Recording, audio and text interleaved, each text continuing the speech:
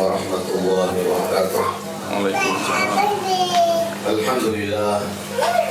Alhamdulillahilladzi khalaqana wa awjadana wa yassara lana subul khairat. Wa sallallahu ala sayyidil anbiya'i wal mursalin al-mab'uuthi rahmatan lil alamin. Qama bid da'wati ila Allah. Ballagha risalah wa adda al-amanah. ولن يقبضه حتى أتم الله به دينه صلى الله عليه وعلى آله وأصحابه وسلم تسليما كثيرا. يا أيها الذين آمنوا اتقوا الله حق تقاته ولا تموتن إلا وأنتم مسلمون. يا أيها الذين آمنوا اتقوا الله وقولوا قولا سديدا يصلح لكم أعمالكم ويغفر لكم ذنوبكم ومن يطع الله ورسوله فقد فاز فوزا عظيما. أما بعد. Alhamdulillah, puji dan syukur kita panjatkan kehadirat Allah Subhanahu wa taala. Salawat serta salam semoga tetap tercurahkan kepada Nabi kita Muhammad sallallahu alaihi wa ala alihi wasallam, para keluarga beliau dan para sahabatnya serta para pengikutnya ila yaumiddin. Ibu-ibu kaum muslimat rahimani Allah wa iyyakum. Pada pertemuan kali ini kita akan mengangkat sedikit tema tentang biografi dari ibu kita, salah satu dari ibu kita, ibu kaum mukminin, yaitu Khadijah bintu Khuwailid bin Abdul Asad, istri pertama Rasulullah sallallahu alaihi wasallam. Di dalam kisah beliau ada cermin-cermin akhlak yang mulia, ada cermin-cermin yang indah bagi kaum wanita untuk meneladani dan untuk mencontoh dan menirunya. Sehingga sangat penting untuk kita pelajari, seperti di dalam pepatah kita, tak kenal maka tak sayang. Maka perlu kita mengenal dan memperkenalkan kepada masyarakat figur seorang Khadijah bintu Khuwailid radhiyallahu anha, wanita yang dikabarkan oleh Rasulullah sallallahu alaihi wasallam sebagai wanita ahlul jannah. Wanita ahlul jannah ketika beliau masih hidup, malaikat Jibril datang kepada Nabi sallallahu alaihi wasallam menyampaikan salam dari Allah, juga sekaligus dari Jibril. Sampaikan salam kepada Khadijah dan beri kabar gembira untuknya surga di dalam rumah di dalam surga yang al-mujawwaf, yakni yang terbuat dari mutiara yang tidak pernah la saqaba fihi wa la nasab, dan tidak akan pernah mendengar di dalamnya kalimat-kalimat yang kotor, yang menyakitkan, dan juga tidak akan pernah capek di dalamnya. Khadijah bintu Khuwailid adalah seorang atau satu-satunya wanita yang pertama kali, bukan satu-satunya wanita yang bahkan pertama kali manusia. Kalau wanita berarti seakan-akan laki-laki sudah mendahulunya. Beliau Khadijah radhiyallahu anha adalah satu-satunya orang yang pertama kali beriman kepada Rasul sallallahu alaihi wasallam. Subhanallah.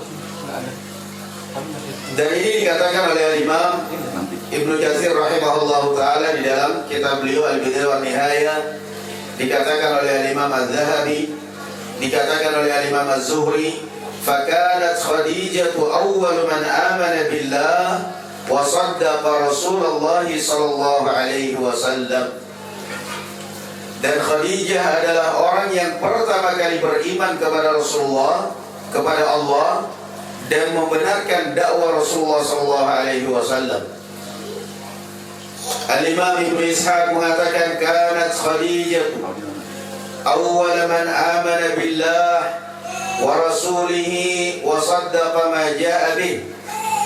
Khadijah radhiyallahu anha adalah orang yang pertama kali beriman kepada Allah dan Rasulnya, dan ia orang yang pertama kali percaya kepada apa yang dibawa oleh Nabi kita Muhammad sallallahu alaihi wasallam. Demikian pula Imam Ibn Al-Athir mengatakan, Khadijah awwal khalqillahi aslama bi ijma'il muslimin lam yataqaddamha rajulun wala imra'ah. Khadijah adalah orang atau orang yang pertama kali, makhluk Allah yang pertama kali beriman kepada Allah dan Rasulnya, dan tidak didahului oleh siapapun, laki-laki maupun perempuan. Qala Adz-Dzahabi, hiya awwal man amana bihi wa saddaqahu qabla kulli ahad. Berkata Imam Adz-Dzahabi rahimahullah, bahwasanya Khadijah adalah wanita yang pertama orang yang pertama kali beriman, dan tidak ada seorang pun yang mendahuluinya. Subhanallah. Ini Khadijah binti Khuwailid radhiyallahu anha. Bukan wanita yang pertama kali, tapi orang yang pertama kali beriman. Abu Bakar belakangan, Ali bin Abi Thalib nanti, Zaid bin Harithah nanti, tetapi yang pertama kali beriman kepada Ar-Rasul sallallahu alaihi wasallam di awal beliau diutus adalah Khadijah binti Khuwailid radhiyallahu anha secara mutlak. Itulah Khadijah radhiyallahu anha, cermin ibu kita, salah satu dari ibu kita, yaitu Ummahatul Mukminin radhiyallahu anhunna. Beliau radhiyallahu anha menikah dengan Rasulullah sallallahu alaihi wasallam kala itu beliau berusia kurang lebih 40 tahun, janda. Sedangkan Rasulullah sallallahu alaihi wasallam berusia pada saat itu kurang lebih 25 tahun, bujang. Menikah dengan Rasul sallallahu alaihi wasallam, mereka membangun rumah tangga kurang lebih 15 tahun. Di sini ada sedikit catatan, saya ingin menasihatkan, memberikan catatan bahwa jangan menyia-nyiakan kesempatan bagi para janda. Selama masih ada kesempatan untuk menikah dan laki-lakinya mau tanggung jawab, dapat laki-laki yang tanggung jawab, nikah. Lain lagi kalau punya anak masih kecil-kecil, mungkin alasannya membesarkan anak, itu lain lagi alasannya syar'i. Tetapi kalau anak-anaknya sudah besar-besar, jangan mau dilarang anaknya. Karena pada hakikatnya yang akan setia bersama kita sampai hari tua kita itu adalah suami istri. Kita capek-capek membesarkan anak kita, kita kuliahkan, kita sekolahkan, ujung-ujungnya begitu besar, yang laki-laki bawa anak orang, yang perempuan dibawa anak orang. Kita di rumah siapa? Sendiri lagi akhirnya. Dari anak kita masih kecil, masih pada SD, SMP, berpikiran bangun rumah yang besar. Ini rumah harus saya besarin, satu kamar, satu anak dibikin. Begitu anak-anak udah nikah, rumah sepi. Kenapa? Suami sudah meninggal, tinggal ibunya di rumah. Anak-anak paling datang sekali setahun kalau lebaran. Itu pun sudah nggak betah, paling betah-betah 5 hari minta izin pulang. Maka saya nasihatkan, yang setia bersama kita di masa tua kita itu adalah suami istri. Makanya lihat kadang-kadang kakek-kakek, nenek-nenek tetap aja setia. Jalan bareng, makan disuapin, sakit dirawat, Cucunya kadang-kadang ketawa, masih aja mesraan. Bukan mesraan, itulah contoh masa tua kita. Mau gak anak kita ngurusin kita di masa-masa seperti itu? Gak ada. Kita mau mengandalkan anak perempuan, akhirnya apa? Nyiksa anak perempuan kita. Mudah-mudahan anak perempuan saya ini janda. Ya. Akhirnya ikut campur rumah tangga anak perempuannya. Bagaimana supaya dia menjanda lagi? Kenapa? Karena kalau anak perempuannya menjanda, kesempatan ngurusin dia, ibunya. Zalim akhirnya. Dicarilah masalah rumah tangga dengan menantunya sehingga cerai akhirnya, jangan. Maka ambil pelajaran dari kisah Khadijah bintu Khuwailid radhiyallahu anha. Di umur 40 tahun, beliau Khadijah bukan orang pertama dilamar oleh Rasulullah, bukan. Bukan laki-laki pertama yang melamar Khadijah. Banyak laki-laki yang melamar Khadijah radhiyallahu anha. Bagaimana enggak tertarik dengan Khadijah, seorang saudagar kaya, wanita janda, cantik, bangsawan. Kekayaan itu bukan kekayaan warisan, kekayaan orang tua, kekayaan Khadijah. Dia menyewa laki-laki untuk mendagangkan barang-barangnya dan diberi upah. Siapa yang enggak tergiur dengan wanita seperti ini? Dewasa. Tetapi Khadijah tidak sembarang yang penting ada laki-laki kenalan di Facebook. Kadang-kadang juga ada orang seperti itu, yang penting ada laki-laki, ada cewek kenalan di Facebook, langsung oke, mau. Begitu lihat aslinya, innalillahi wa inna ilaihi rajiun, ternyata kayak lampir. Kenapa? Fotonya di Facebook, pinjam fotonya artis, supaya tidak ada yang kenal artis Korea. Tertipu Anda seperti itu. Khadijah radhiyallahu anha luar biasa seleksinya dalam menentukan pasangan hidup yang bahkan mungkin bisa menjadi ini adalah akhir yang sampai masa tuanya. Dilamar oleh fulan, gak diterima, dilamar oleh fulan, ditolak, dilamar oleh fulan, ditolak. Tidak segampang itu Rasulullah sallallahu alaihi wasallam diterima Khadijah. Dites oleh Khadijah radhiyallahu anha. Pembantunya Khadijah radhiyallahu anha yang bernama Maisarah, pada saat itu oleh Khadijah radhiyallahu anha disuruh, kamu ajak Muhammad. Saya dengar Muhammad ini orangnya amanah, amin. Kamu ajak Muhammad untuk pergi berdagang ke Syam dan kamu perhatikan gerak-geriknya.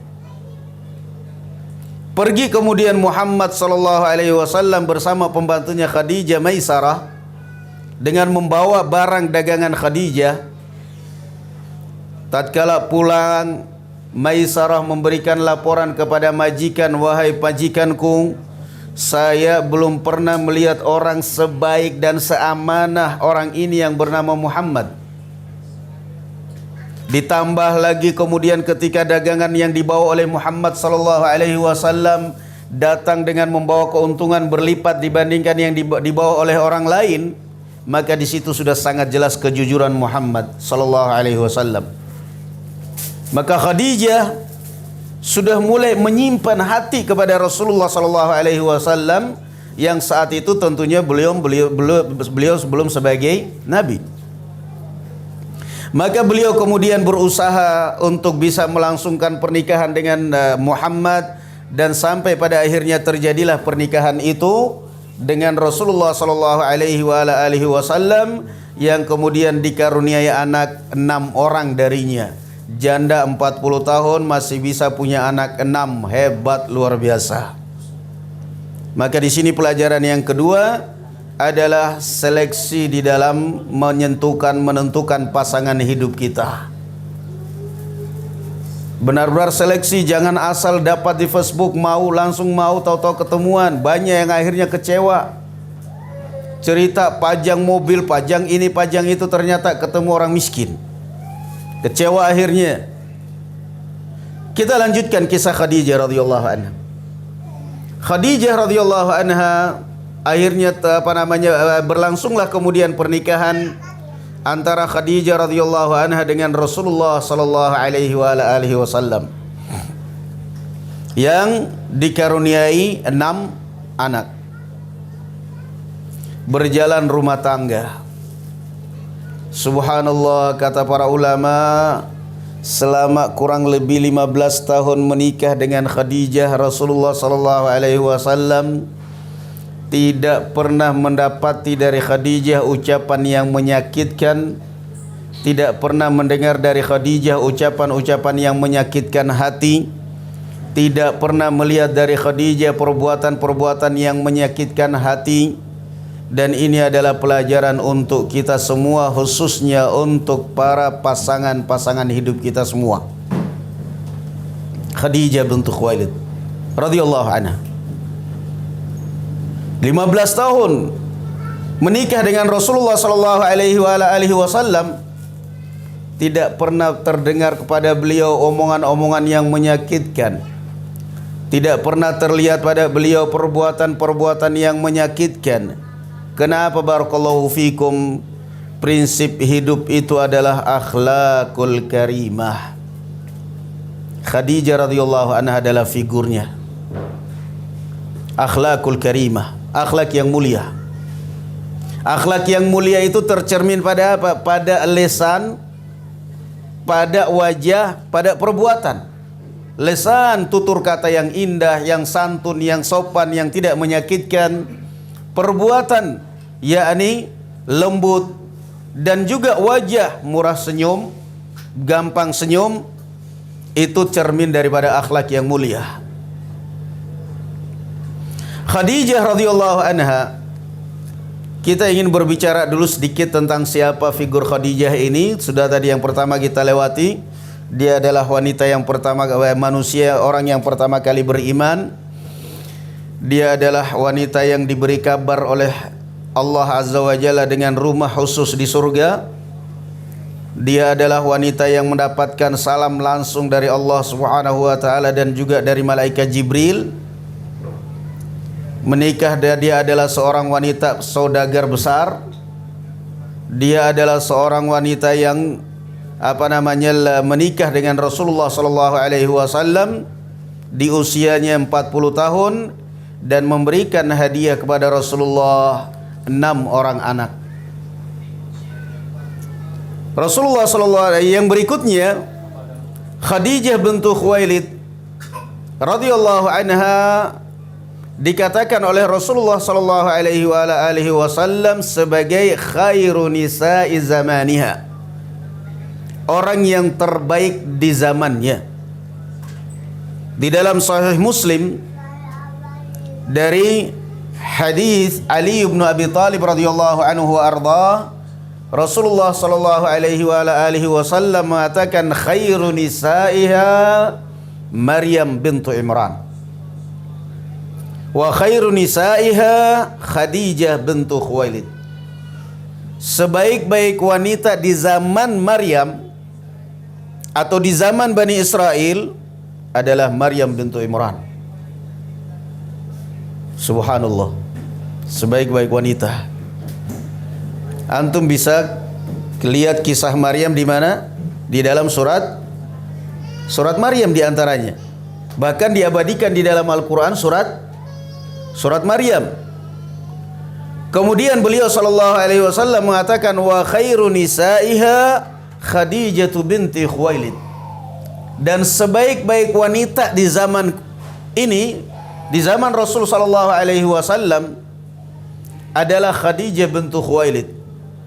Tentunya kita kan penasaran. Kenapa kok Khadijah dikatakan oleh Rasulullah sallallahu alaihi wasallam sebagai wanita yang terbaik? Perlu kita pelajari ada apa? Ada apa dengan beliau sallallahu alaihi radhiyallahu anha? Bahkan Rasulullah sallallahu alaihi wasallam juga mengatakan afdalu nisa'i ahlil jannati Khadijah bintu Khuwailid wa Fatimah bintu Muhammad wa Maryam bintu Imran wa Asiyah bintu Muzahim imra'atu Fir'aun. Hadis ini diriwayatkan oleh Imam Ahmad dan disahihkan oleh Al-Alamatul Albani rahimahullah dari hadis Ibnu Abbas radhiyallahu anhu. Rasulullah sallallahu alaihi wasallam mengatakan sebaik-baik wanita penghuni surga adalah Khadijah bintu Khuwailid dan Fatimah bintu Muhammad, dua orang di umat ini. Wa Maryam bintu Imran wa Asiyah bintu Muzahim, istrinya Fir'aun, Asiyah. Kata Rasulullah sallallahu alaihi wasallam, sebaik-baik wanita penghuni surga 4. 2 dari wanita Bani Israel, 2 dari wanita umat ini. Dari wanita Bani Israel siapa mereka? Maryam bintu Imran. Kemudian siapa? Asiyah bintu Muzahim, istrinya Fir'aun. 2 wanita di umat ini, Khadijah bintu Khuwailid dan siapa? Fatimah bintu Muhammad sallallahu alaihi wasallam, juga anaknya Khadijah, putri Khadijah radhiyallahu anha. Sebaik-baik wanita ahlul jannah itu, subhanallah. Penasaran kita, kenapa Khadijah sampai seperti itu derajatnya? Kenapa sampai seperti itu Khadijah? Mendapatkan salam dari Allah, mendapatkan salam dari Jibril. Allah menyiapkan rumah di dalam surga sebelum Khadijah radhiyallahu anha meninggal. Sebaik-baik wanita penghuni surga. Sebaik-baik wanita penghuni surga. Juga di antara keutamaan Khadijah radhiyallahu anha, lam yatazawwajin nabiyyu sallallahu alaihi wasallam 'alaiha. Nabi sallallahu alaihi wasallam begitu menjaga perasaan Khadijah sampai tidak pernah Rasulullah sallallahu alaihi wasallam menikah dengan wanita lain selama Khadijah hidup. Itu berat. Ini yang harus dipelajari oleh para istri. Resepnya apa, prinsipnya apa, caranya bagaimana? Kok bisa Rasulullah sallallahu alaihi wasallam selama hidup tidak pernah menikah dengan wanita lain? Begitu Khadijah radhiyallahu anha meninggal, enggak lama beliau melamar sekaligus 2 orang. Melamar Saudah dan Aisyah radhiyallahu anha.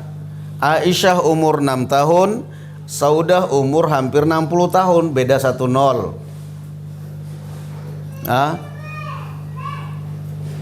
Beda 1 nol. Ibu dengan cucu berarti. Aisyah radhiyallahu anha umur 6 tahun, Saudah umur hampir 60 tahun, cuman beda 0. Setelah Rasulullah SAW meninggal, jadi berarti langsung sekaligus itu dilamar Aisyah, Saudah. Naam. Sebagian ulama mengatakan Rasulullah lebih duluan melangsungkan akad dengan Aisyah radhiyallahu anha, tetapi lebih duluan akad dengan Aisyah, tetapi lebih duluan membangun rumah tangga dengan Saudah. Kenapa? Aisyah radhiyallahu anha umur 6 tahun, perempuan umur segitu belum kuat untuk menjalin hubungan rumah tangga, maka yang penting akad aja dulu. Umur 9 tahun kemudian baru mulai hidup dengan Rasul sallallahu alaihi wasallam. Sambil menunggu 3 tahun Rasulullah akad dengan Saudah, nikah dengan membangun rumah tangga dengan Saudah di umur yang sudah kepala 5. Itu Saudah bintu Zam'ah.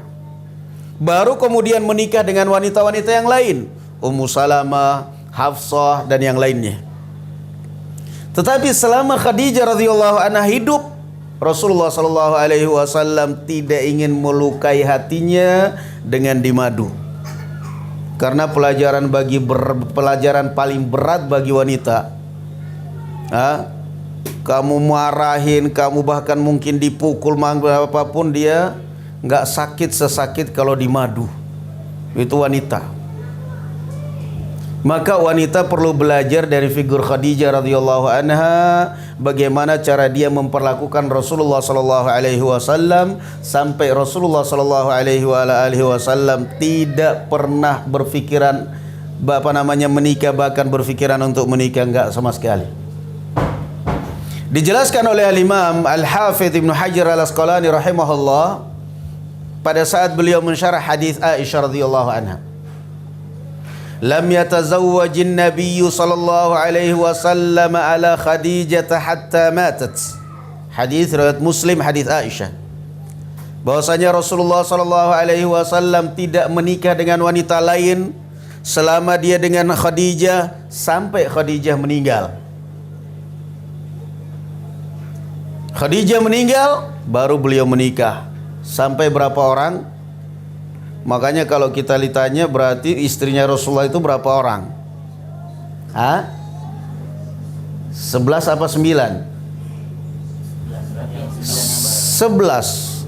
Naam, tetapi beliau meninggalkan 9 istri. Itu beliau sallallahu alaihi wasallam. Perlu dihafal istri-istri beliau. Kalau kita mah nggak perlu dihafal, cuma satu. Single kita. Apa kata Imam Al-Hafidh ketika mensyarah hadis ini? Qala wa hadha mimma la ikhtilafa fihi baina ahli al-ilm bil akhbar. Dan ini tidak ada perselisihan di kalangan para ulama hadis bahwasanya Rasulullah sallallahu alaihi wasallam tidak menikah dengan wanita siapapun selama beliau dengan Khadijah.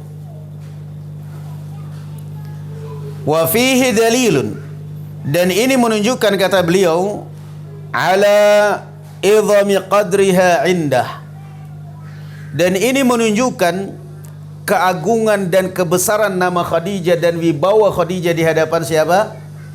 Ar-Rasul sallallahu alaihi wasallam. Coba perhatikan ini. Kenapa Rasulullah sallallahu alaihi wasallam tidak menikah selama menikah dengan Khadijah? Karena kata beliau menunjukkan kebesaran nama Khadijah, menunjukkan kemuliaan dan keagungan akhlak Khadijah di hadapan Rasul sallallahu alaihi wasallam. Naam. Makanya saya kalau ada orang minta nasihat, Ustadz, saya minta nasihat. Kenapa? Saya mau nikah lagi poligami, gimana minta nasihat Ustadz? Saya sering tanya, apa yang kurang sama istri kamu?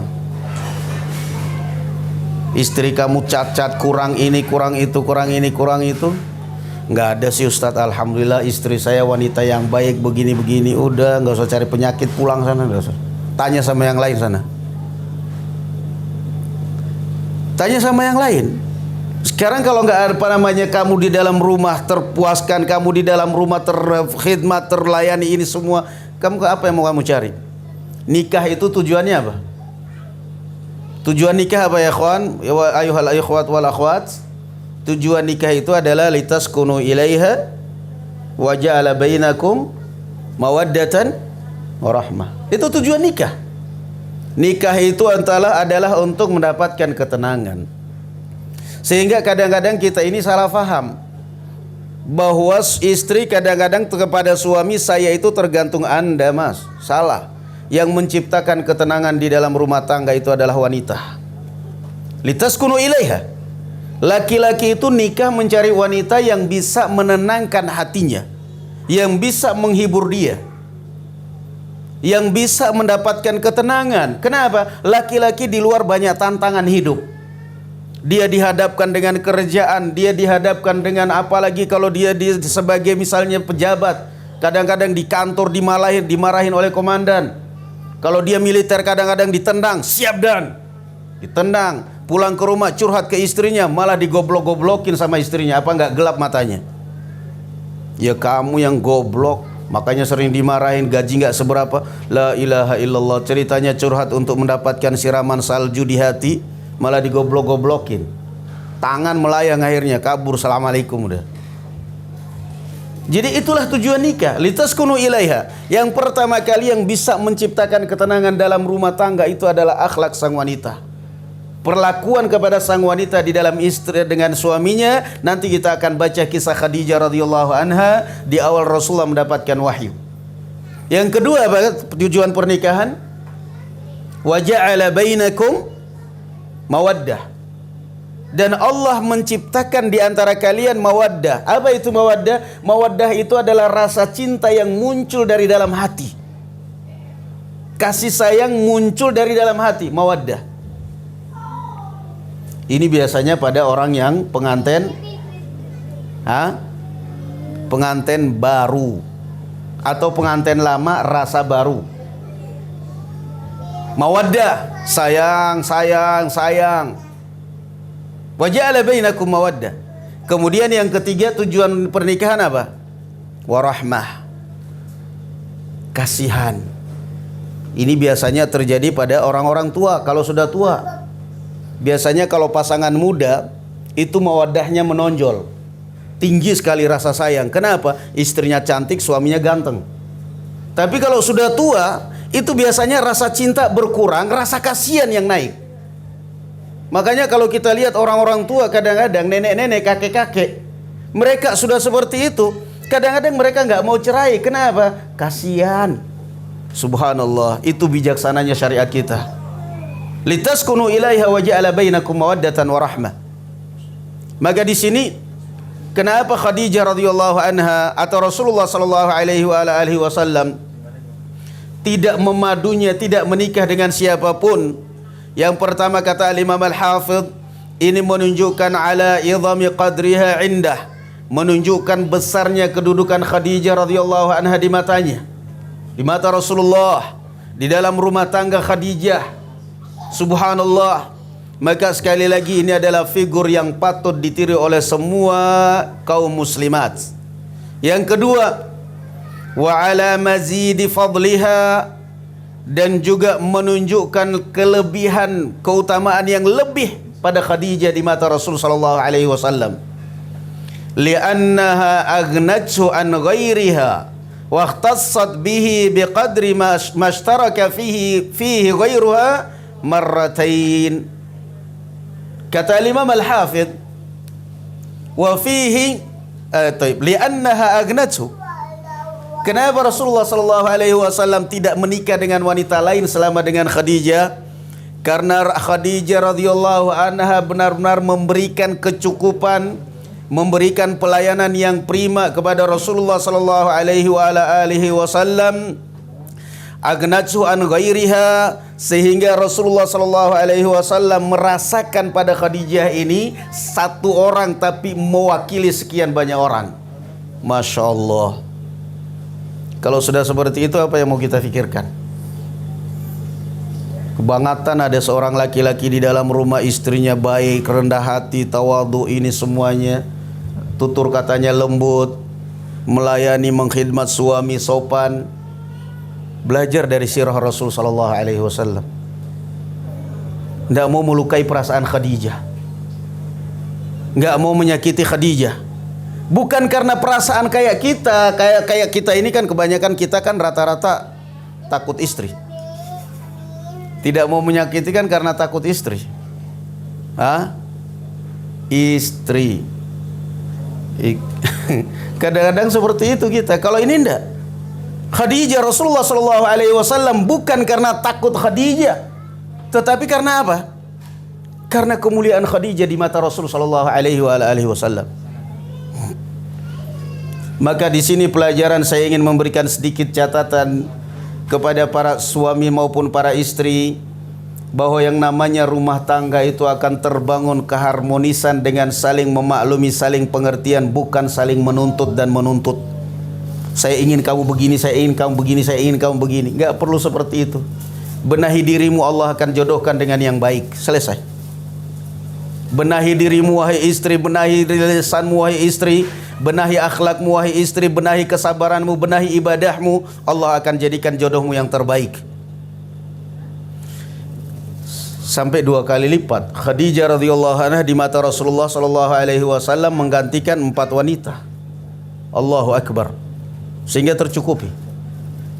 Qala li'annahu sallallahu alaihi wasallam 'asha ba'da an tazawwajaha 38 aman, di mana Rasulullah sallallahu alaihi wasallam hidup setelah menikah dengan Khadijah kurang lebih 33 tahun. Bukan 38 tahun. Infaradat Khadijah minha bi 25 aman. Khadijah radhiyallahu anha sendiri di dalam membangun rumah tangga kurang lebih 25 tahun.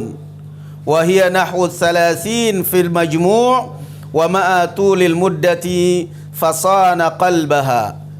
Sekalipun demikian lama Rasulullah membangun rumah tangga dengan Khadijah, Rasulullah tetap menjaga hatinya, menjaga perasaannya minal ghairah, dari kecemburuan dengan wanita lain, wa min naqdid dharair, dan Rasulullah menjaga perasaan Khadijah dari ucapan-ucapan para madu yang kalau seandainya dimadu, alladzi rubbama hasala lahu minhu ma yashusu alaihi bidzalik.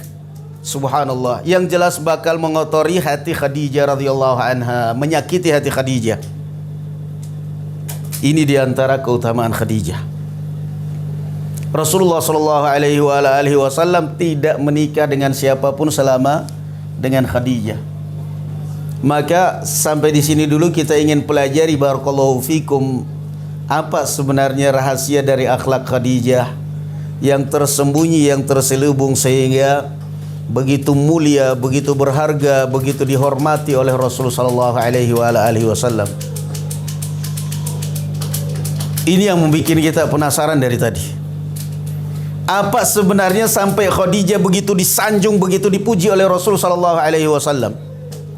Di antara istri-istri Rasulullah 11 orang yang paling dicintai siapa? Hah? Yang paling dicintai siapa? Khadijah. Gak ada yang menyainginya. Apa Khadijah paling cantik? Enggak juga. Apa Khadijah karena faktor mertua? Enggak juga. Apa Khadijah karena faktor kaya? Ada istrinya Rasulullah SAW yang kaya juga. Jadi ini pelajaran kepada kita kaum Hawa, bahwa akan terbangun rumah tangga itu adalah dengan akhlakul karimah, dengan akhlak yang mulia, bukan dengan harta, bukan dengan kedudukan, tetapi dengan agama dan akhlakul karimah. Aisyah radhiyallahu anha mengatakan, "Ma ghirtu ala ahadin." Saya tidak pernah cemburu kepada siapapun dari istri-istri Rasul sallallahu alaihi wasallam. Ma ghirtu ala Khadijah. Seberat cemburunya saya kepada Khadijah. Seberat cemburunya saya kepada Khadijah. Kenapa? Karena Rasulullah sallallahu alaihi wasallam kalau nyembelih kambing, pertama kali motong-motong kambing, beliau pertama kali ingat, ini berikan kepada keluarga Khadijah. Kasih keluarga Khadijah. Sudah meninggal masih rindu. Sudah meninggal masih kangen sama mantannya. Ketika datang Halah bintu Khuwailid, saudari Khadijah radhiyallahu anha, mengucapkan salam, Rasulullah sallallahu alaihi wasallam menjawab salam sambil merenung. Beliau teringat Khadijah. Allahumma Halah bintu Khuwailid. Ya Allah, rahmatilah Halah bintu Khuwailid.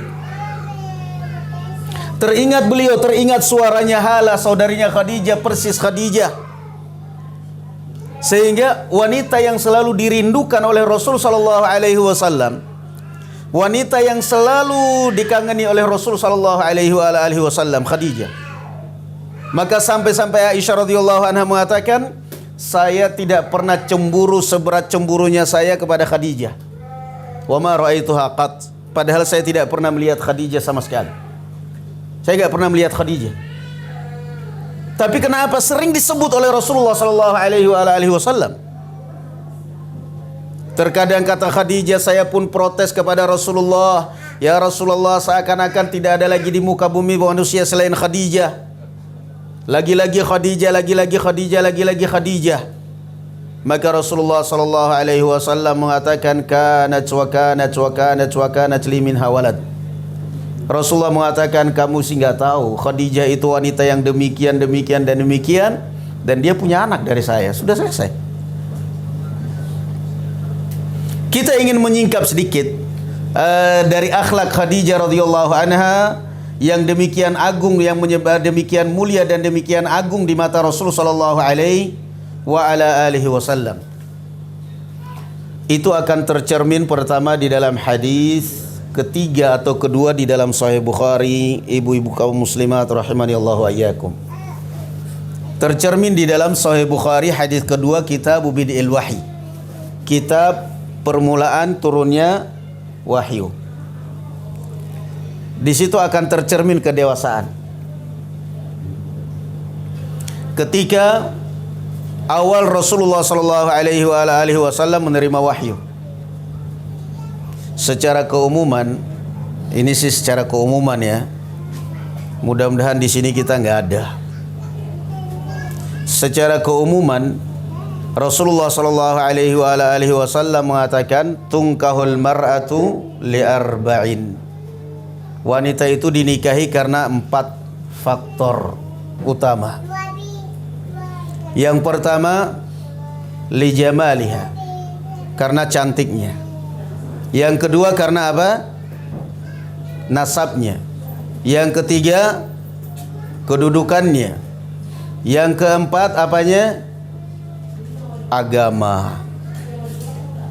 Kemudian Rasulullah menekankan pada apa? Agama. Fadfar bidzatid dini taribat yadak. Orang rata-rata menikahi wanita karena 4 ini, kecantikan, kedudukan, keturunan, harta. Tapi kamu cari yang agama. Kenapa barakallahu fikum ya ikhwan? Kamu dapat wanita yang kaya raya, tapi nggak punya agama, kamu diperbudak, kamu dihina. Laki-laki kere, laki-laki miskin. Nah inilah kadang-kadang penyakitnya, kita nggak tahu diri. Kamu dapat wanita cantik tapi nggak punya agama, bagaimana nasib kamu? Selingkuh. Sudah senang-senang dapat istri cantik, alhamdulillah. Manusia seperti saya yang mukanya pas-pasan, tampan juga enggak, kaya juga enggak, dapat wanita cantik, sujud syukur. Baru seminggu ternyata sudah deman sama laki-laki lain. Kenapa? Ternyata bukan hanya kita yang senang dengan istri kita, tetangga juga senang. Tiap hari dia doa terus, ya Allah pisahkan dia dengan dia, saya akan tunggu jandanya. Ternyata seperti itu. Itu kalau resikonya cari wanita cantik nggak punya agama, kaya nggak punya agama, diinjak-injak. Punya kedudukan, punya keturunan juga sama. Khadijah lah orangnya.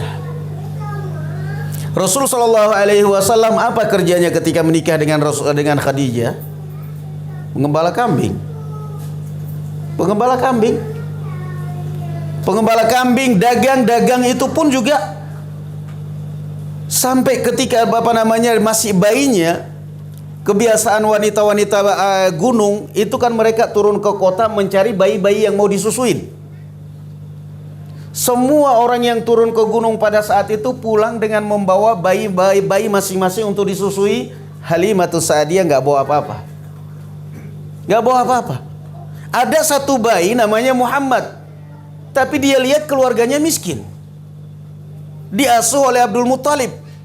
Ekonominya pas-pasan, gak bakal bayar.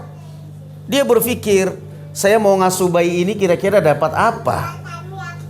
Keluarga-keluarga miskin, udah mending pulang kosong daripada... Gak ada yang mau sama Muhammad. Kemudian Halimatus Sa'diyah setelah berbalik dengan suaminya, dia berpikir, sudahlah daripada pulang kosong, kita gak dapat momongan, mending kita ambil aja ini Muhammad, kita susui, udahlah kita pasrahkan aja kepada yang Maha Kuasa.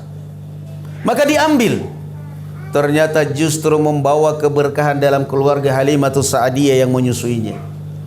Itulah Nabi kita Muhammad sallallahu alaihi wasallam. Besar dikit mengembalakan kambing, itu pun bukan kambingnya, melainkan kambing orang lain digembalakan. Dagang juga dagang bukan milik dia.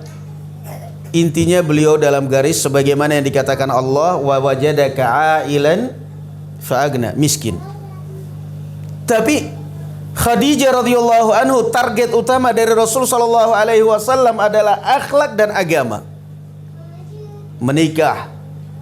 Khadijah dari keluarga yang kaya raya, dianya yang kaya raya, bangsawan, miskin. Rasulullah sallallahu alaihi wasallam miskin, tetapi sama sekali tidak pernah merendahkan suami dengan hartanya. Itu akhlak Khadijah yang pertama. Ini kurang lebih dengan Zainab. istrinya Abdullah bin Mas'ud. Zainab orang kaya, Ibnu Mas'ud miskin, tetapi tidak pernah merendahkan dan tidak pernah membeli harga diri suami. Suatu saat ketika Rasulullah SAW memerintahkan Khadijah, memerintahkan kaum wanita untuk bersedekah. Kemudian Zainab istrinya Ibnu Mas'ud pulang ke rumah dan bilang ke suami, wahai suamiku, tadi Rasulullah memerintahkan kita untuk mengeluarkan zakat. Kira-kira kalau zakatku ini saya kasih kamu dan anak-anakmu sah nggak? Gimana kalau kamu datang kepada Rasulullah tanya? Apa kata Ibnu Mas'ud? Salihi anti. Kamu yang datang tanya. Ini harga diri seorang lelaki. Kamu boleh kaya wahai istriku, tapi saya adalah kepala rumah tangga. Kamu nggak berhak nyuruh saya. Itu akan terbangun keharmonisan. Ibnu Mas'ud radhiyallahu anhu disuruh oleh istrinya, fasal Rasulullah, coba kamu datang tanya kepada Rasulullah, mana harga diri seorang lelaki coba. Ibnu Mas'ud datang kepada Rasulullah, ya Rasulullah, istri saya mau zakat, kalau zakat ke saya sah enggak? Oh, mbak bisa, itu harga diri saya sebagai laki-laki. Kamu boleh kaya wahai istri saya, tapi tetap pemimpin adalah saya. Ar-rijalu qawwamuna 'alan nisa. Kamu boleh kaya wahai istri saya, alhamdulillah. Kamu boleh membantu saya perekonomian dalam rumah tangga saya, dan itu adalah salah satu faktor yang menyebabkan saya akan cinta luar biasa kepada kamu. Kamu membantu saya, tapi bukan berarti membeli harga diri saya. Itu yang harus difahami. Bukan berarti harga diri saya sebagai suami, sebagai laki kamu beli, enggak. Mohon maaf, kamu tetap adalah tetap kamu adalah derajatnya sebagai istri, dan saya adalah sebagai suami, pemimpin rumah tangga. Itulah Khadijah radhiyallahu anha. Bagaimana dia memposisikan diri sebagai istri yang kaya, dan bagaimana memposisikan Rasul sallallahu alaihi wasallam sebagai suami yang miskin, tetapi apa? Tidak kemudian sombong, tidak kemudian merendahkan suaminya, tidak kemudian dihinakan. Naam, saya dapat kadang-kadang kan kita ini aneh di Indonesia khususnya ya. Sampai kadang-kadang berdukun. Mbah dukun kadang-kadang tanya sama Ustadz, Ustadz, tolong doakan supaya suami saya bisa nurut ke saya. Inna lillahi wa inna ilaihi raji'un. Itu namanya dunia terbalik. Ada cerita Arab kuno zaman dahulu di Irak. Ada seorang wanita pergi ke mbah dukun, minta dijampi-jampi supaya suaminya bisa tunduk pada dia.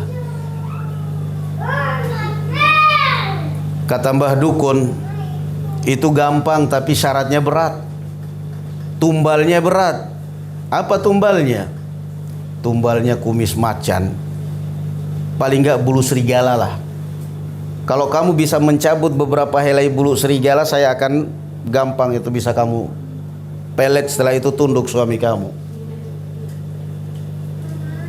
Ini si perempuan karena sangat besar keinginan ingin menundukkan suaminya, terpaksa dia mencari ilmu bagaimana bisa mencabut bulu hewan buas ini. Maka dicarilah, ditemukanlah bahwa ternyata serigala itu dia akan memangsa kalau dia lagi lapar, kalau dia kenyang jinak. Kurang lebih kayak anjing lah. Maka setiap hari dia tahu tempat persembunyian serigala. Tiap hari dikasih ayam, dikasih daging, makan. Setelah makan lama-kelamaan akhirnya jinak. Bisa dipegang, bisa cabut beberapa helai bulunya, dibawa ke dukun. Ini mbah, saya sudah nyabut. Kata si dukun, kok kamu bisa berhasil mencabut bulu serigala, bagaimana caranya? Diceritakan. Ya saya kasih makan tiap hari, saya akrabin, saya halusin, lama-kelamaan akhirnya tunduk. Kata si dukun, apa suamimu sudah lebih galak dari serigala sehingga gak bisa tunduk? Serigala kamu bisa tundukkan dengan budi pekertimu yang mulia, dengan akhlakmu, dengan kamu kasih makan, dengan kamu saya layani. Masa suamimu gak bisa kamu tundukkan? Suami dan laki-laki akan bertekuk lutut, akan tunduk di bawah istri yang lembut, yang akhlaknya mulia, yang lembut tutur katanya di hadapan suami, yang menghargai suami, yang menyanjung harga diri suami, yang selalu bahkan memuji suaminya, bukan selalu menuntut dan mencari kekurangan. Nggak usah banyak. Akhirnya si perempuan ini paham, berarti saya kena prank katanya. Pulang dia, iya juga ya. Kata si dukun, kamu bisa menundukkan serigala yang begitu buasnya. Masa suamimu manusia gak bisa kamu tundukkan? Cuman mohon maaf, kadang-kadang sebagian wanita menganggap dia bisa menundukkan suami dengan cara dikeroyok dengan ibu bapaknya. Sedikit ada masalah, telepon bapak ibunya, Pak, tolong nasihatin suami saya. Ini justru bukannya menundukkan suami, justru membuat suami tambah berontak. Saya sudah bayar mahar kamu, kenapa lagi-lagi kamu ngadukin ke bapakmu, ke ibumu? Sebagian wanita merasa menundukkan suami dengan hartanya, karena dia kaya raya maka dia bayar suami, kamu jadi sopir. Enggak juga, enggak bisa. Kenapa? Yang namanya laki-laki itu memang sudah kudratnya diciptakan oleh Allah Subhanahu wa taala, dia punya gengsi tersendiri. Ar-rijalu qawwamuna 'alan nisa. Sehingga seberapapun harta enggak bakal bisa memberi harga diri suami. Enggak bakal. Tunduk suamimu ke dengan harta itu cuma pura-pura aja. Tapi kalau dengan lembut, dengan pelayanan yang mulia, dengan akhlak yang mulia, dengan barakallahu fikum, tutur kata yang indah, itu justru kamu akan bisa suamimu bertekuk lutut, menghormati, menghargai. Kenapa? Karena dia merasa dihargai dan dihormati. Itulah figur Khadijah di hadapan Rasulullah sallallahu alaihi wasallam. Yang kedua, Khadijah radhiyallahu anha ketika Rasul sallallahu alaihi wasallam awal mula menerima wahyu. Ketika kita tahu bahwa Rasulullah menerima wahyu di Gua Hira, itu beliau setelah menerima wahyu bertemu dengan malaikat Jibril. Khadijah Rasulullah sallallahu alaihi wasallam pulang ke rumah menggigil ketakutan. Tarjufu fuadu. Rasulullah kembali ke rumah itu takut menggigil. Sampai di rumah Khadijah apa? Dathiruni, dathiruni. Tolong selimuti saya, tolong selimuti saya. Khadijah dengan tenang diselimuti nih. Subhanallah. Kalau istri-istri kita apa? Ada apa? Kenapa? Sudah ngerti suaminya lagi pucat, ternyata di kantor dimarahin atasan, ternyata di perusahaan gajinya dipotong, pulang ke rumah mukanya lain. Itu kan semestinya sebagai seorang istri kan sudah paham, oh suami saya lagi ada masalah kayaknya di kantor. Udah nanti aja ceritanya. Udah makan, Mbak. Makan, Mas, makan, Mbak. Nanti juga paling cerita. Ini enggak disambut. Kenapa? Habis berantem, habis dimarahin, habis ini suaminya enggak mau cerita. Kenapa? Malah dimarahin sisan. Tambah gelap matanya. Maka sekali lagi belajar dari Khadijah kedewasaan. Bahwa yang namanya rumah tangga itu ternyata agama saja tidak cukup, tapi juga akhlak. Akhlak itu mencakup kedewasaan dan ketenangan. Mohon maaf ya, kita ini seringnya salah dalam memilih jodoh. Wah, pokoknya ini istri saya, ini sudah istri saya, nggak ada pilihan selain dia. Hafizah dari pesantren, hafizah Quran gini-gini. Entar dulu, masih ada yang kedua apa? Akhlak. Akhlak itu apa? Perbuatan kedewasaan. Cermin kedewasaan. Nah, cermin kedewasaan seorang suami, seorang istri. Maka Khadijah radhiyallahu anha, perhatikan di sini, itu dengan tenang menyelimuti suaminya. Paling-paling juga nanti cerita diselimutin. Begitu bangun, Rasulullah sallallahu alaihi wasallam mulai membuka cerita. Kenapa barakallahu fikum? Maka di sini menunjukkan bahwa wanita itu di dalam rumah adalah tempat curhatnya para suami. Litaskunu ilaiha. Litaskunu ilaiha. Curhat. Dan memang fungsinya wanita seperti itu. Yang namanya suami laki-laki itu banyak problem di luar, dia pulang ke rumah ingin curhat. Kalau ternyata curhat ke istrinya malah tidak dilayani, pulang-pulang istri dia mau curhat, istrinya mainan handphone aja. Padahal lapar, sampai suaminya bilang nggak ada makanan, cari sendiri dapur itu sana. Kalau nggak makan di warung, ya Allah, istri soleha itu katanya. Lah, biarkan, itu kedewasaan. Dia mau enak mau nggak enak, yang penting pokoknya suaminya dilayani. Dia berusaha untuk memberikan yang terbaik. Itulah Khadijah radhiyallahu anha. Begitu Rasulullah bangun dari tidur, sudah mulai hilang rasa takut, barulah Rasulullah membuka cerita. Inni qad khasyitu ala nafsi. Rasulullah cerita apa yang dialami di Gua Hira, ditemui oleh satu makhluk yang belum pernah dilihat, belum pernah dikenal. Kemudian Rasulullah mengatakan, saya kok takut keselamatan saya. Itulah Rasulullah SAW. Bahkan Rasulullah sering curhat kepada Aisyah berbaring di pangkuannya. Padahal umurnya Aisyah berapa coba dibandingkan dengan Rasulullah? Rasulullah umur sudah kepala 4, menikah dengan Khadijah dengan Aisyah radhiyallahu anha. Aisyah umur 9 tahun, tapi bisa untuk tempat curhat. Kenapa? Masalahnya adalah kedewasaan. Nah, laki-laki pulang ke rumah, dielus saja kepalanya sama istrinya, hilang semua itu problem di luar. Habis dimarah-marahin atasan, hilang. Alhamdulillah masih ada yang sayang sama saya. Udah gitu aja. Pulang ke rumah istrinya cuek, mainan handphone itu semua, ngamuk, hatinya berontak. Khadijah radhiyallahu anha membuka cerita. Kata Rasulullah sallallahu alaihi wasallam, laqad khasyitu ala nafsi, saya kok mengkhawatirkan keselamatanku wahai istriku. Apa jawab Khadijah? Kalla wallahi lan yukhzikallahu abada. Kata Khadijah radhiyallahu anha, demi Allah, Allah tidak akan pernah menghinakan orang seperti ini. Innaka la tuqrid dhaifa wa tahmilul kalla wa tu'inu ala nawaibil khair. Tidak akan mungkin. Ini coba peran seorang wanita. Jadi begitu penting peran seorang wanita di dalam rumah tangga. Suami berjuang di luar, istri pulang ke rumah, tenangkan hati suami. Itu kalau mau ingin rumah tangga tenang. Kalau mau ingin suami tidak berpikiran macam-macam. Khadijah radhiyallahu anha membesarkan hati Rasulullah ketika Rasulullah ketakutan, khawatir. Kata Khadijah, kalla wallahi, demi Allah, Allah tidak akan menghinakan orang sepertimu wahai suamiku. Engkau adalah orang yang suka memuliakan tamu, yang suka berbagi, yang suka membantu, yang suka dan suka dan suka. Wah, suami kalau digituin oleh istrinya besar hati. Walaupun tadinya nggak mau ngasih duit karena duitnya lagi kempes, dia tetap ngasih itu mesti itu.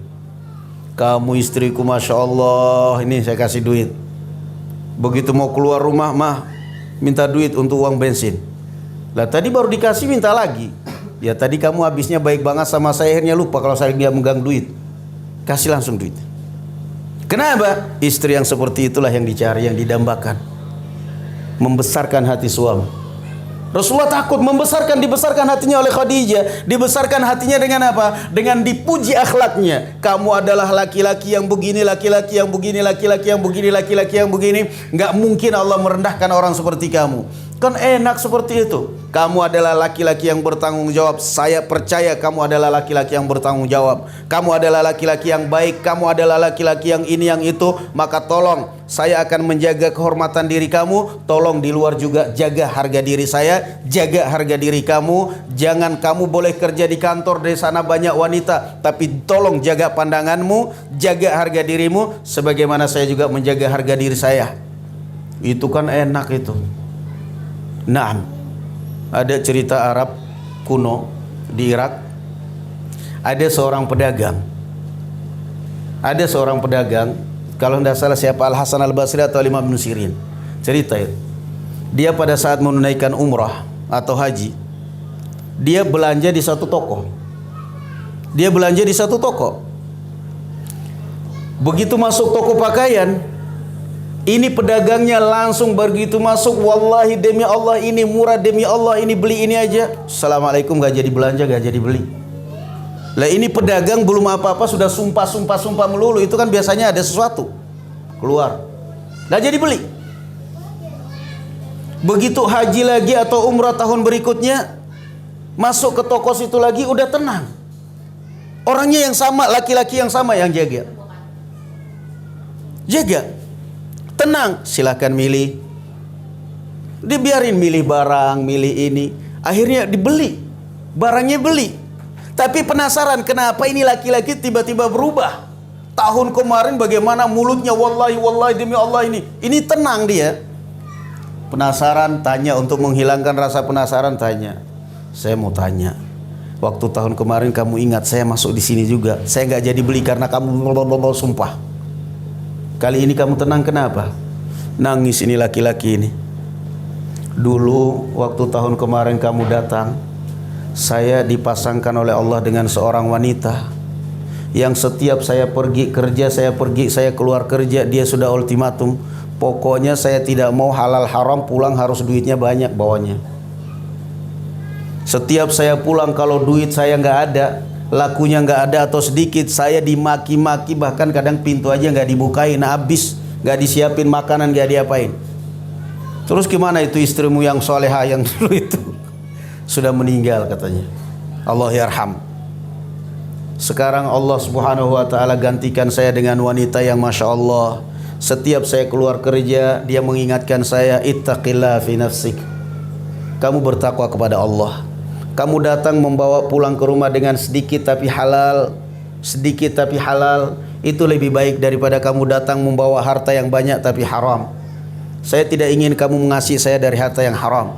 Ittaqillah, kamu bertakwa kepada Allah.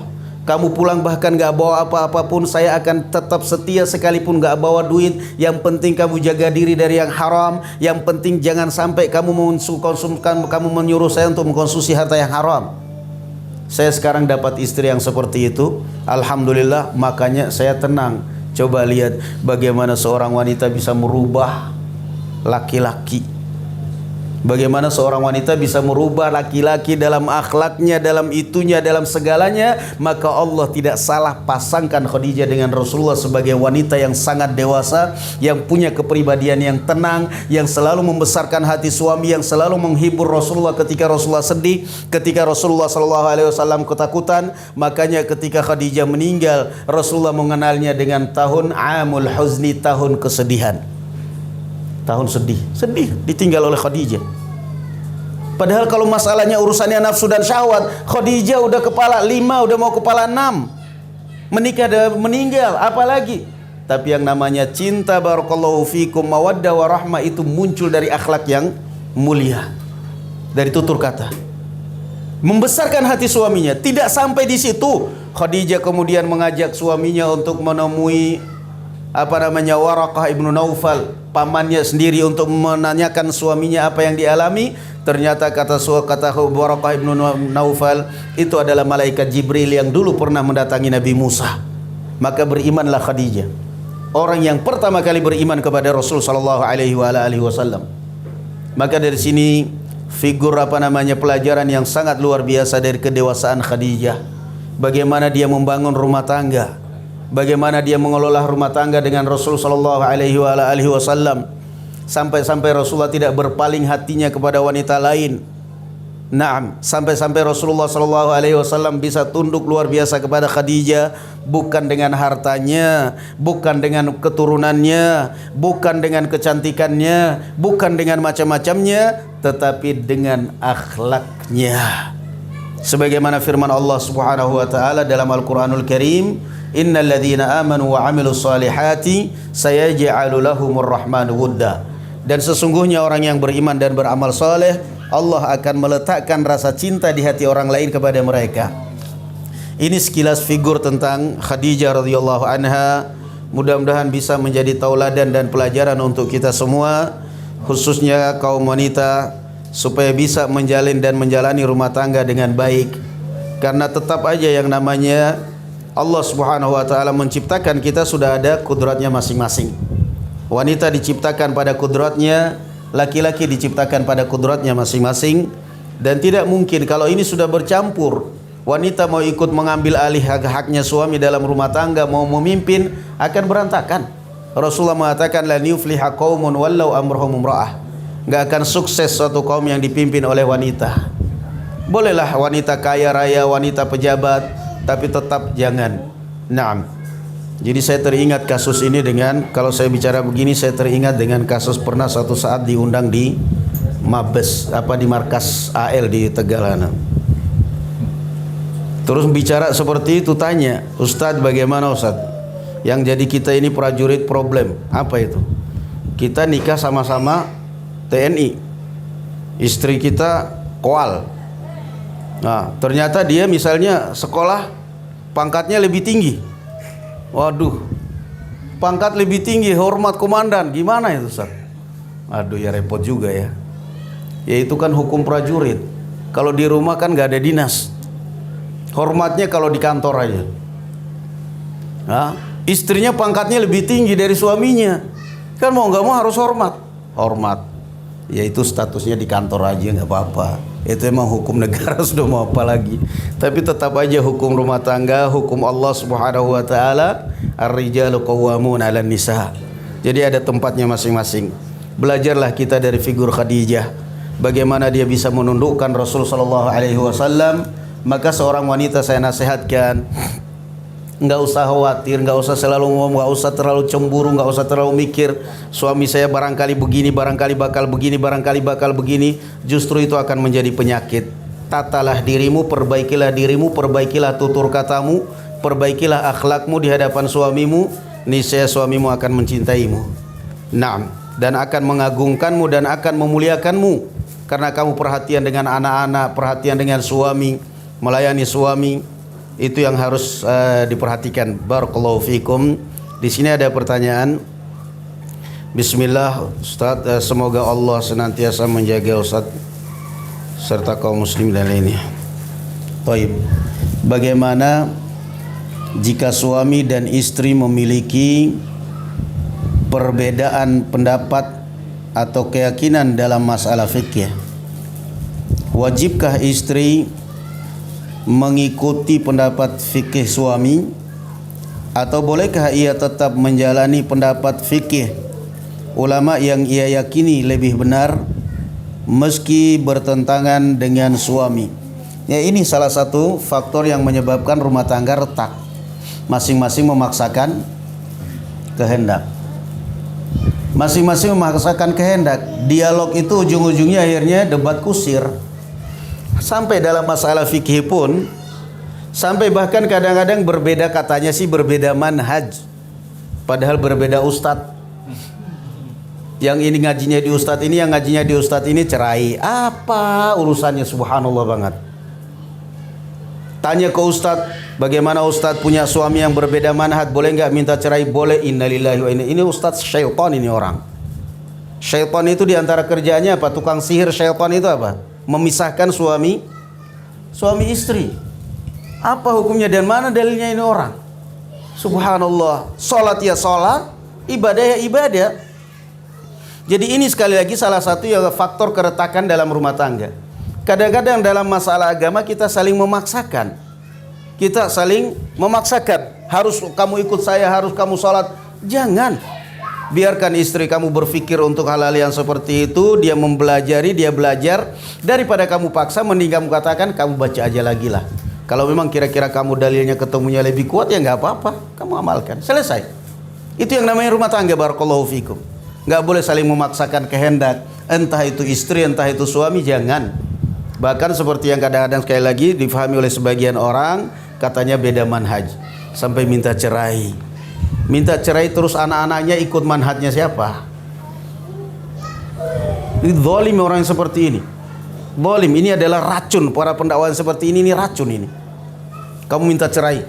Minta cerai apa alasannya? Karena beda manhaj. Bukan beda manhaj, beda ustadz. Na'udzubillah, dan ini adalah hawa nafsu. Enggak ada masalah, enggak perlu saling memaksakan dalam hal seperti ini. Perhatikan Nabi Nuh. Istrinya Nabi Nuh itu apa ya, kawan? Kafir atau muslimah? Hah? Beda manhaj apa beda agama? Beda manhaj atau beda agama? Beda agama, bukan beda ustadz. Istrinya Nabi Lut, kafir tidak? Kafir. Lalu apa diceraikan? Enggak. Kenapa? Urusan rumah tangga itu dia khianat, dia ngotorin ranjang apa enggak? Mau istrimu satu pengajian, satu pakaian, mau apa kalau ternyata dia berkhianat, mengkhianati ranjang, naudzubillah misal berzina, ceraikan. Kalau memang enggak aku ceraikan. Ini enggak ada masalah apa-apa. Setiap suami istri menjaga diri. Hanya karena ini ngaji sana, diminta fatwa ke ustaz, ceraikan. Naudzubillah. Boleh minta cerai katanya. Naudzubillah. Zalim orang seperti ini. Ustadz, safar itu harus bersama mahram. Mahram itu apa? Harus laki-laki atau boleh safar sama ibu atau kakak perempuan? Mahram itu adalah kategorinya barakallahu fikum laki-laki. Kemudian ada pun safar kadang-kadang bersama ibu, bersama laki-laki, bersama rombongan perempuan. Itu barakallahu fikum tentunya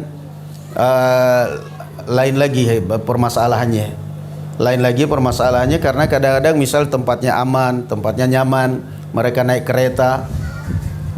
kereta dan di situ tidak ada mahram, sehingga kadang-kadang dari sisi madarat yang jelas kalau ada mahram afdal pakai mahram. Jangan rombongan-rombongan seperti itu. Karena kejadian di jalan itu kadang-kadang kita tidak pernah menduga. Nah, memang harus ada laki-laki mahram. Laki-laki bukan sembarang laki-laki yang bisa membela kalau seandainya terjadi apa-apa. Afwan Ustaz minta nasihat untuk suami yang sering balas story WA wanita yang katanya teman kerja tanpa ada kepentingan mengenai pekerjaan. Ya, ini termasuk teman kerja, maksudnya kerjanya WA-an. Hati-hati ya ikhwan, barakallahu fikum. Fitnah. Kita kadang-kadang laki-laki menyuruh suami kita wanita solehah, tapi kita sendiri tidak menjaga diri. Jangan. Demikian pula sebaliknya. Kita WA-an dengan wanita lain di luar kebutuhan. Naam. Lain kalau misalnya wanita itu mungkin tanya, Ustadz mau tanya jawab sebatas keperluan. Ustadz saya mau tanya jawab hukumnya halal atau haram. Tapi kadang-kadang ustadznya juga usil ditambah-tambahin. Ini kamu masih janda atau sudah janda atau enggak boleh seperti itu. Akhirnya keasyikan namanya WA-an sama wanita yang bukan mahram ya ikhwan, itu dihiasi oleh syaitan. Mesti dihiasi oleh syaitan. Maka jauhi hal-hal yang seperti ini. Enggak usah nunggu ditegur oleh istri, sadar sendiri aja. Sadar sendiri. Dan istri berhak negur kalau memang seperti itu. Kalau ditegur sadar. Jangan kemudian membangkang, akhirnya giliran istrinya balas chattingan dengan laki-laki lain, ngamuk. Enggak boleh seperti itu. Enggak boleh. Karena barakallahu fikum ya ikhwan, hal-hal yang tidak ada manfaatnya, hal-hal yang justru akan mengotori rumah tangga kita, jauhi. Yang akan mengotori rumah tangga, jauhi. Omongan, chattingan, naam. Apalagi kalau misalnya ngerti istrinya lagi nggak ada istri, udah nonton aja itu wanita yang dandutan, yang joget, yang itu, jangan. Habis itu nyuruh istrinya jadi wanita solehah. Gimana kamu nyuruh istrimu jadi wanita solehah sementara kamu sendiri gimana? Istrinya pakai cadar ketat, dianya pakai celana jin ketat, kaos setengah. Begitu sholat sujud kaosnya ketarik ke atas, celana ketarik ke bawah, celengan kelihatan. Istrinya bercadar, gimana coba? Laki-laki itu memberi contoh yang terbaik, bakal dicontoh oleh anak-anakmu dan istrimu. Jadi hal-hal yang seperti ini kadang-kadang suami nggak sadar membuka peluang dalam rumah tangga, keretakan rumah tangga, chattingan dengan wanita alasan kerja, jam kerja kan ada jamnya, jam kerja ada jamnya. Tetap barakallahu fikum saling menjaga perasaan di dalam rumah. Na'am wallahu alam bissawab. Kita tutup sampai sini majelis kita, mudah-mudahan bermanfaat dan mudah-mudahan Allah Subhanahu wa taala menjadikan kita dan rumah tangga kita lebih baik semuanya dengan mempelajari sirah atau kisah-kisah dari figur-figur istri Rasulullah sallallahu alaihi wa alihi wasallam, dan mudah-mudahan Allah Subhanahu wa taala menjadikan kita sebagai ahlul jannah. Amin ya rabbal alamin. Subhanakallahumma bihamdik, asyhadu an la ilaha illa anta astaghfiruka wa atubu ilaik. Assalamualaikum warahmatullahi wabarakatuh.